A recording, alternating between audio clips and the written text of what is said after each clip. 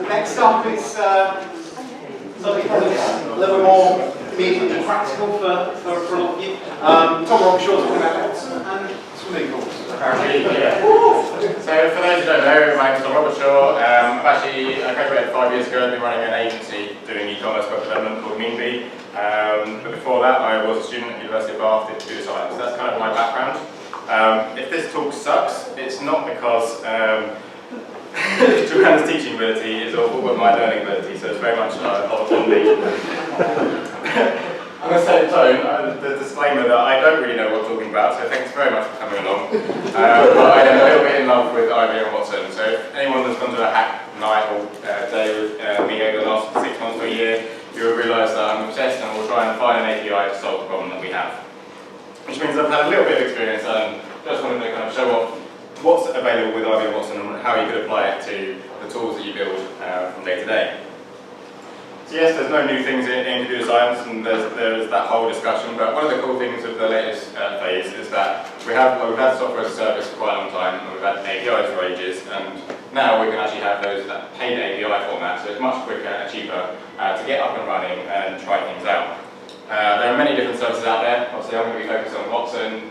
Some of the big boys have their own systems, so Microsoft, Amazon. I have looked through them. Google is a bit more similar to Watson in terms of simpler for those without knowledge to get up and running, and that's definitely why I like Watson. Amazon machine learning is presumably very good because all of Amazon's tech stuff is amazing, but it's quite hard to get into. You do need a bit of an understanding from the statistical side of machine learning and the maths, and if your mathematical knowledge is anything like mine, as soon as I read through a paper and get to an equation, I just kind of glaze over and forget I ever read it. So IBM Watson is very good for not having just a single API endpoint where you can kind of configure it to the masses. They've configured their API for certain problems, so you can recognise when you can apply it and how you can apply it quite simply. The documentation isn't half bad either. I have a video. The sound isn't great because it's coming out of my laptop, so you have to bear with it. It's just an introduction. They've had an awful lot of marketing around Watson because it's for the direction that IBM see themselves going in. So this is one with Harry Fisher.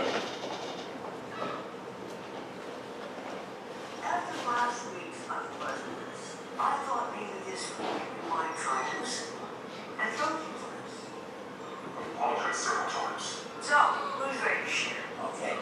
I'm sinister, well-covering artificially intelligent robot. Me too. One day, waking up and it's like the world doesn't need us anymore. Exactly. Yeah, totally. I can hear you. Wait, what's he doing here? Hello. Well, my name is Watson. I invited Watson here today to confront the source of our anxiety. I am a cognitive system. I can understand reason and learn with humans. With humans. I want to work with humans. Yeah, that's not what I'm passionate about. I understand 7 languages, so I can help people collaborate. We dominate. My evil plans. Ruin it! Why don't we take a break? All right, we'll just have some coffee, some donuts, and hit my feelings. Yes, definitely a lot of money into it. That video is far better than the Stephen King and Bob Dylan videos, which I don't recommend you watch.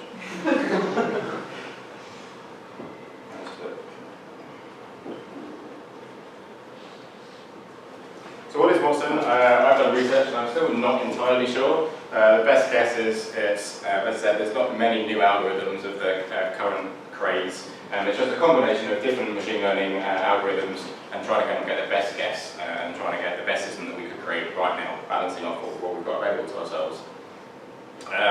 Here's an API. If you wanted to build, you can actually get it on a server, but the server will cost about $1 million to meet the minimum requirements.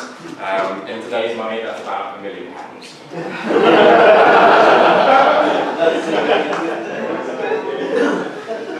So what can I do?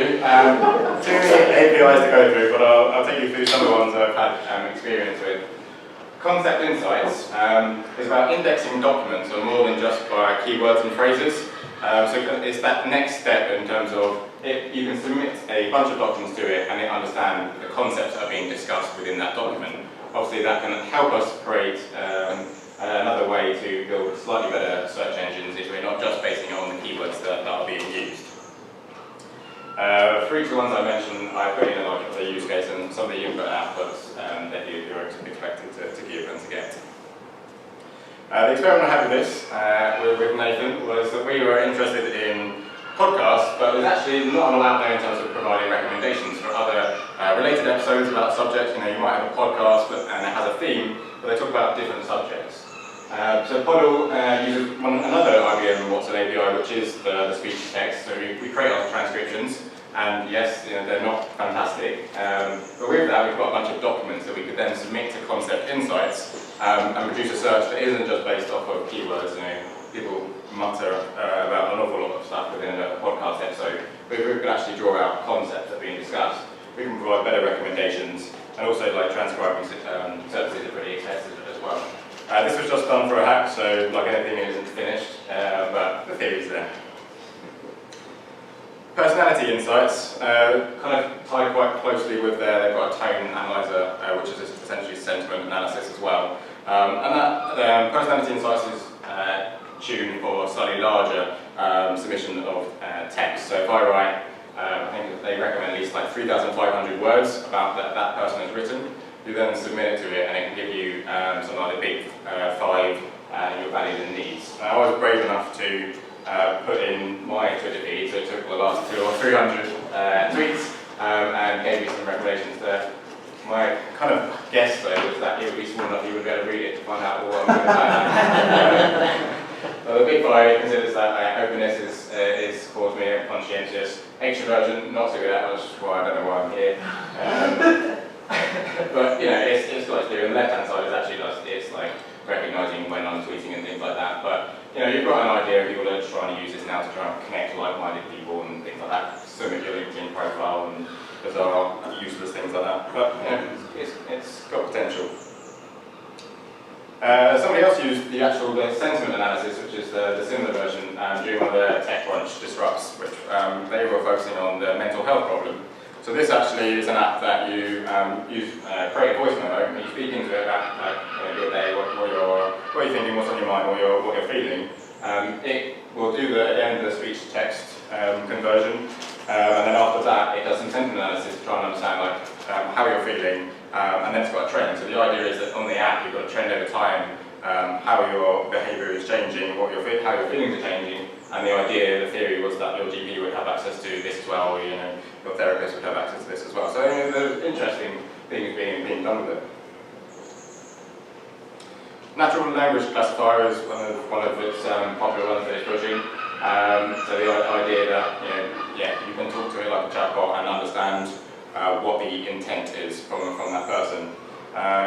But any of the APIs it has, this is all about supervised learning. So it sometimes has some kind of things built into it or pre-trained, but for the most part you're training it on your own data. So you might submit a spreadsheet of 2 columns. On the left are some example queries, and on the right would be like the answers, so whether or not that be documents that you would recommend, so the kind of the expert knowledge that you're training the system with. One of the cool implementations of this was one of the guys at IBM father, and so with his 7-year-old daughter decided to create a sorting hat. So you put it on and you speak to it about who you are and like what your qualities are. And because they've trained it on personality profiles on the left-hand side and then the house of Hogwarts on the right-hand side, the sorting hat will speak back to you and tell you what house you're in. So lots of valuable things being done with IBM. But cool things. Trade-off analytics, I think, is a bit more serious, but you can see there's very interesting things that can be done with this. Every day we're trading off between our conflicting goals, and we need to make, or it would be useful if we could have recommendations on things like investments, etc.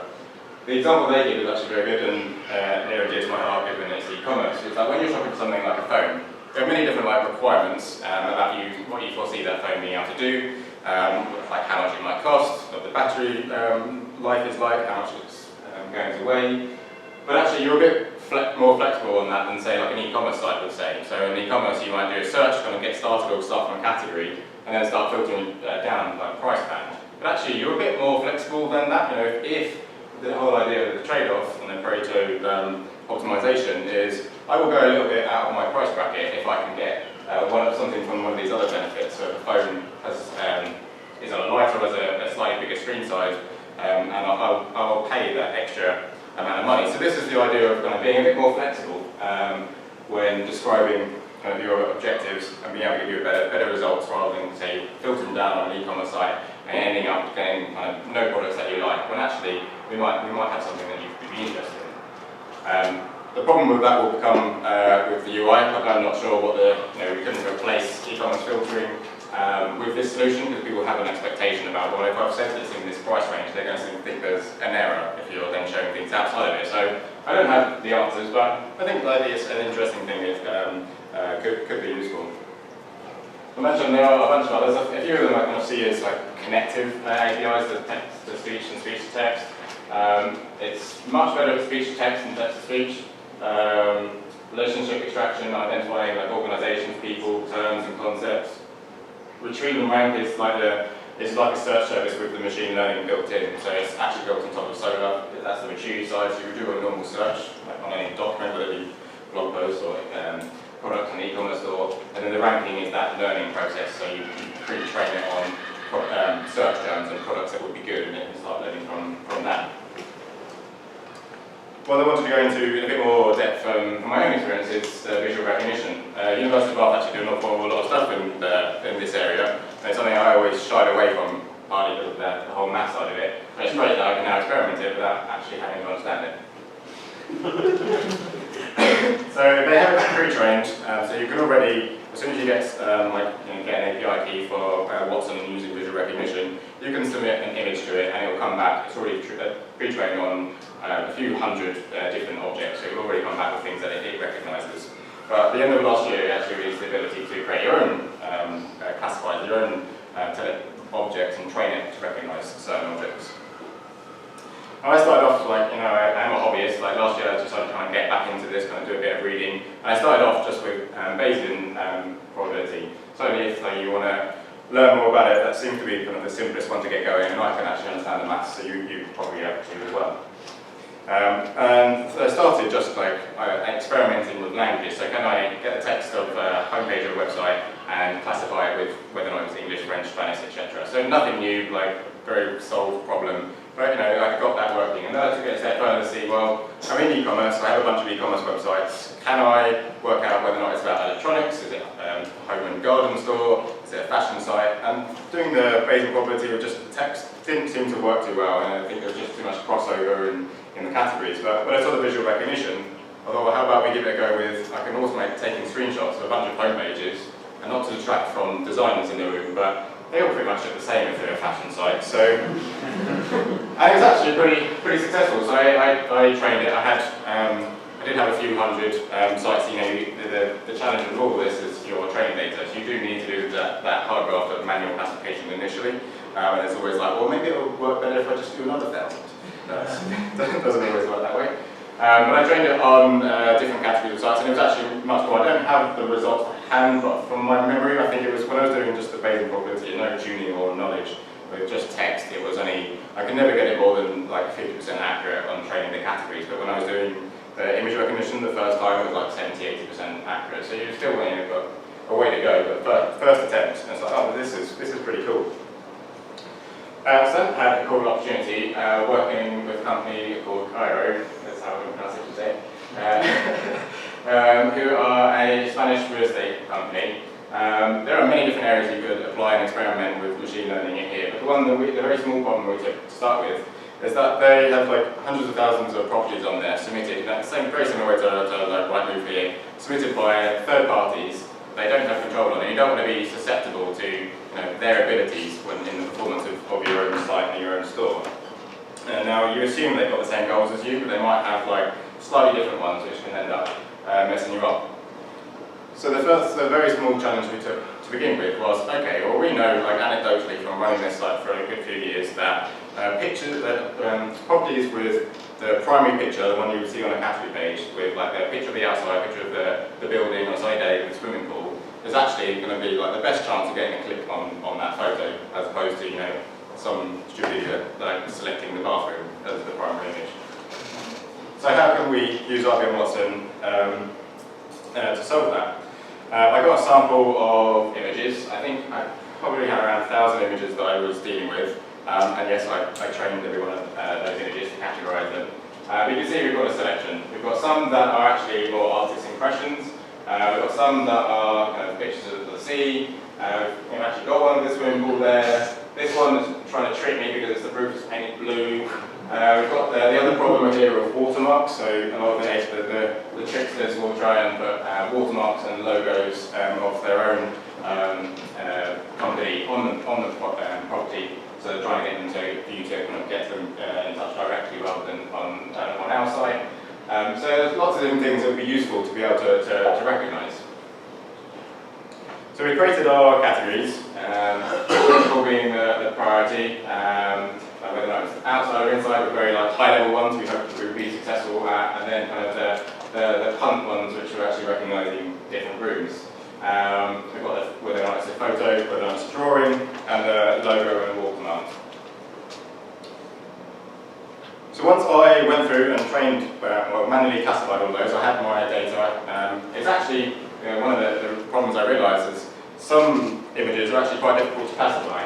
It's like, is that inside or outside? I don't know. So you could already see like how much elements tell a computer how to do this when I'm not even sure myself. So it definitely comes down to how you train it. So if I have 1,000 images, we have that then question like, well, I want my classifier to be as accurate as possible, so I want to give it all of my data. But then I have no way of telling how good it is. So you want to retain some of your manually classified data for testing its accuracy. There is this middle phase, which I don't follow too much because it's new to me, but the validations, you can have free sets, which my understanding is if you have different algorithms or your model needs tuning, you reserve this third set of data for tuning it and seeing what effect it has. Again, after my research for this particular problem, I decided to go with the K-fold mechanism, particularly twofold. This is a simple splitting the data set in two, 50-50, training it on the first half and testing on the second, seeing what kind of results we get, then swap them around. So then we train what was previously the second half of the first, test it on what was the other way around. And then you can take an average of both of them. And that seemed to be the best that I could get without too much effort. I've got a couple of lines here in terms of code. Obviously, HTTP requests are very simple to do with curl. Where you use a password and we post. You don't have to kind of submit images separately. So we have our positive examples of swimming pools, our negative, and I've given my classifier a name.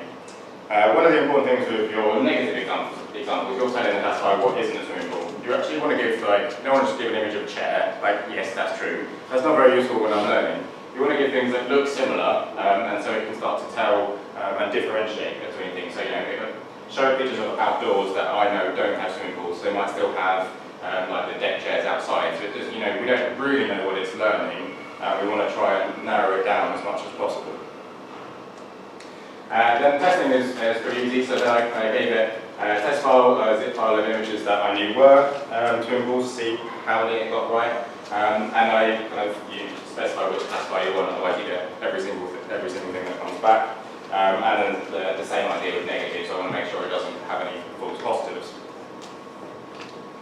The results were actually pretty good. So 8% of the time I was accurate at guessing whether or not it was a swimming pool or not. And I felt that was pretty good considering those roofs that were blue, the sky being there, and also there's often pictures having sea in as well.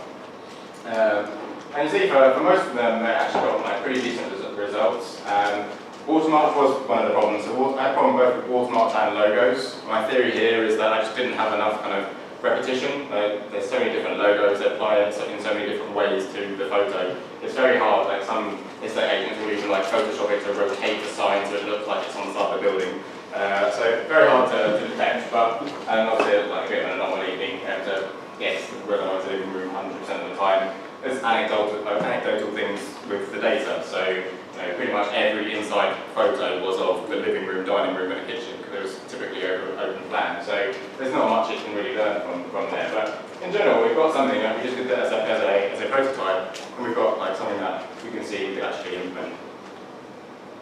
After I finished that, I was interested on a PHP kit, So I created a library which is now available in packages. So Perl is not very hard to use, but it saves you having to mess around with like any of the JSON they're expecting. So if you want to get up and running with IBM Watson's visual recognition API, you can do it very quickly with Composer. I've got everything. Super excited. So the potential of this is combining them. Obviously, each individual API is very cool. I found already in hackathons you end up using a couple just because it's very easy to connect them together to build something. IBM themselves spun out this thing called Ross Intelligence, which is essentially they've trained it on all of the legal documents they can. So the entire body of law, and you can question it in natural language, and I have no idea how good it is, and returns a cited answer from all the legislation, articles and things you can find. They've done a very similar thing. There is a department called Watson Health, and that's where they're getting a lot of, trying to create the commercialization initially, and training it on all the medical data, all the publications, so that GPs and things can not necessarily use it for diagnosis at this point, but in terms of treatment, to try and put in what they understand, and Watson can do the remembering and the research and recall rather than the GP being the one that has kind of got that responsibility, like keeping up to date with all the latest things that come out, etc. So I think that's pretty cool, and I'm excited to see what they're doing, but I want to be part of it as well. Getting started is incredibly easy, very attractive for prototyping. I think after 30 days you have to put a credit card in, but I haven't been charged for anything so far. The first 1,000 calls per month are free, so you can do quite a lot with that. You see, with building a classify and training it, you don't have to kind of send an API request for every image unless your business needs say so. You can do kind of batch it together, and like any cloud service, it costs pence. So just like decide based on the particular API call that you're making. One final note is that IBM are investing so much in this. They've created this AI competition, and it seems phased over until 2020, and they've got $5 million worth of prizes, with the grand prize being $3 million. So like submit a team, and the idea being to solve the world's problems, so no biggie. But yeah, I think that would be cool, so we're definitely very interested if anyone has a look at that and has any ideas, because I'd love to get involved, but I'm not going to be able to solve the world's problems, so I need someone to do that bit and then I can implement it. So if there's any summary to this talk, it was just that you don't have to have a lot of experience in machine learning to get underway. You don't have to, don't let the maths scare you off, you need to do a whole lot of reading. IBM Watson is very well documented. They should give you examples of what this API is for. Even adults like me can do it, and that gives us an opportunity, as whatever we are, whether or not we're website builders, app writers, just to build slightly better smart products, whether or not all the hype of AI comes off this time around. We know that we can implement something slightly better now, which I think is cool.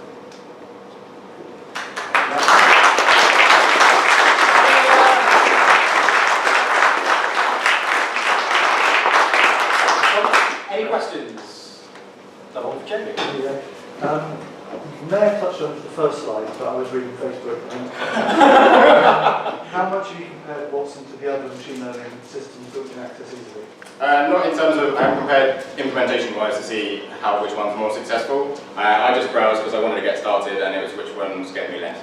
So, and IBM Watson with it. I think Google was very close. They certainly have some as well, but they seem to be playing catch up a little bit. Then Amazon was completely over the top of my head. Are you actually using this in your business now? Or this No, that was experiments. So the estate agent stuff was freelance work. So I just did it and experimented with it, and as a prototype to see whether or not it was viable for them. Are you going to use it? No, I was listening. Are you going to use it? It didn't solve enough of the problem for us to actually implement it. It was an experiment for us to actually see whether this was a technology we should be looking at now or a bit later. Did you say that the sample set for training and the testing was 1,000 photos? It's not like recommended. Like, they don't have much. I think the recommendation for the classifier is 50 positive and 50 negative.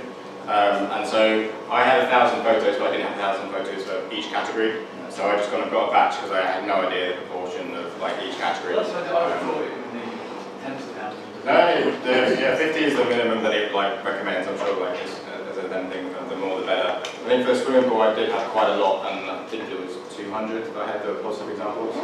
Some again like the watermarks and things like I think they barely reached the threshold, which is one of the reasons why they didn't do so well. But yeah, it's a small number and it still did pretty well. Yeah. Does this stuff mean that captures a complete waste of time and have to scrap it anytime soon? Because anyone who wanted this bad would just have this against it. Yeah, I think I'm a robot, yes, I'm a travel robot, so... Yeah, no, I definitely agree with capture as a waste of time. Yeah. Again, I may have missed it. So, did you talk about at what point you have to start paying? So the first 1,000 calls are free, and then everything after that you pay. But like, But is that including training calls, not just? yes, so the training call is like one call, but that call is charged. I mean, I think I don't know everything about the pricing, but from what I could see, the training calls were like slightly more expensive, and kind of the use of it because those once it's kind of in run time, you'll be using more frequently, and so those were cheaper. You managed to do the experiments you were doing without hitting no charge? Oh yeah, I did the experiment for like free, I think, somehow. So. Any more questions? No? Great. In Thanks very that much. case, we'll have another quick break. You can grab what's left of the beer, which, by the way, is sponsored by the chap at the front, Rich. Thank you very much.